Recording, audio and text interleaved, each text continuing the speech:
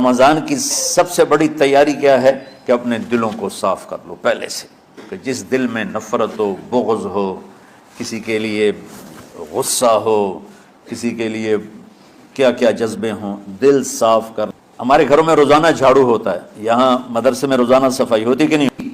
بچوں ایک کام کرو، جھاڑو پکڑ لو، صاف کرو۔ یا اللہ معاملہ تجھ سے کرنا ہے، لوگوں سے نہیں۔